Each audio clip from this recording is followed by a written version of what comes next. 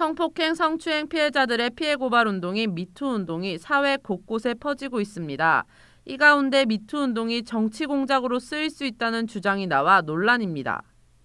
지난 24일 김어준 딴지일보 총수는 자신이 진행하는 팟캐스트 다스베이다에서 미투 운동이 문재인 지지자를 분열시키는 정치 공작으로 악용될 수 있다고 말했습니다.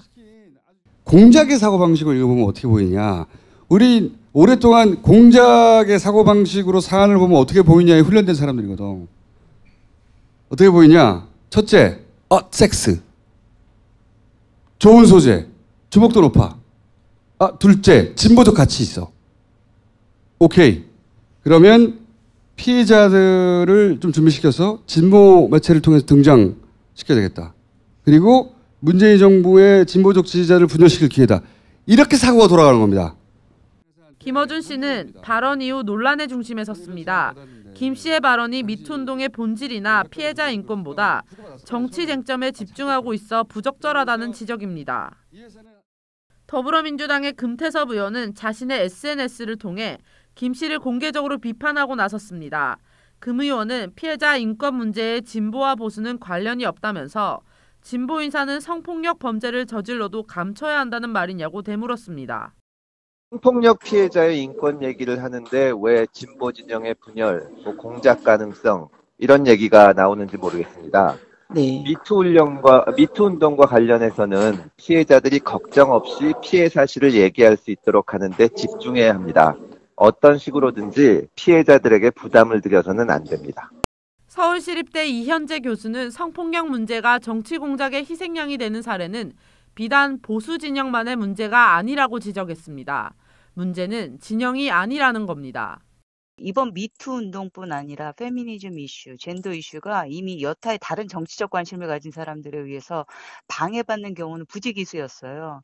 페이스북이나 트위터에 올려진 페미니즘 이슈에 대해서 그게 사실이 아닐 것이다 혹은 피해자의 인격이 평소에도 이상했다 등등 이 사안 자체보다는 피해자의 인격 등 이렇게 부수적인 것에 부수적인 것을 공격함으로써 사안을 무화시키려고 하는 태도들은 이미 있었거든요. 그 공작의 사례가 마치 보수, 즉 그들만의 이야기인 것처럼 가정되고 있거든요. 아시다시피 진보 세력 중에서도 페미니즘 이슈를 피해자가 조심하지 않아서 혹은 피해자 자신이 이상하다, 이런 강조점을 두고 자꾸 사건을 이미지화시키는 분들도 꽤 많거든요. 이것도 일종의 공작이잖아요. 한편 김어준 씨에 대한 비판 여론이 거세지자 김 씨를 옹호하는 쪽에선 난독증 프레임을 들고 일어섰습니다. 더불어민주당 손혜원 의원은 자신의 SNS에서 금태섭 의원을 향해 김어준 씨에 대한 공격은 악성 댓글의 공작이라고 말했습니다. 이어 손 의원은 김어준 씨의 말을 이해하는 데엔 약간의 상식과 독해력만 있으면 될 일인데 괜한 상상력이 억측을 만든다며 김 씨를 비판하는 여론은 독해력이 부족해 발생한 일이라고 지적했습니다. 같은 당 정청래 전 의원도 난독증 주장에 말을 보탰습니다. 정 전 의원은 자신의 SNS에 금 의원을 겨냥해서 난독증도 이런 난독증이 없다. 뉴스공장에 불러주지 그랬냐는 글을 남겼습니다. 손혜원 의원과 정청래 전 의원의 발언에 대해 금태섭 의원은 별다른 반응을 보이지 않았습니다. 주말 사이 자신의 발언을 두고 논쟁에 불이 붙자 김어준 씨는 26일 TBS 라디오 프로그램 김어준의 뉴스공장을 통해 진화에 나섰습니다. 미투 운동이 공작이라고 말한 것은 아니라는 겁니다. 저는 미투를 공작에 이용하려고 하는 자들이 있다라고 했지 미투가 공작이라고 한 적이 없습니다. 제가 바보도 아니고. 미투 운동은 진보 보수 할 거 없이 이 남성 중심의 문화 속에서 권력과 위기에 의한 성적 폭력 그걸 고발하고 그 문화를 개선할 이게 절호의 기회가 온 게 분명하거든요. 근데 이 어렵게 찾아온 기회를 누군가는 이 진보 진영에 대한 공작의 소재로 만들고 싶어 한다. 이렇게 되면 이 중요한 기회를 진보 진영 내의 젠더 갈등으로 가둬버립니다.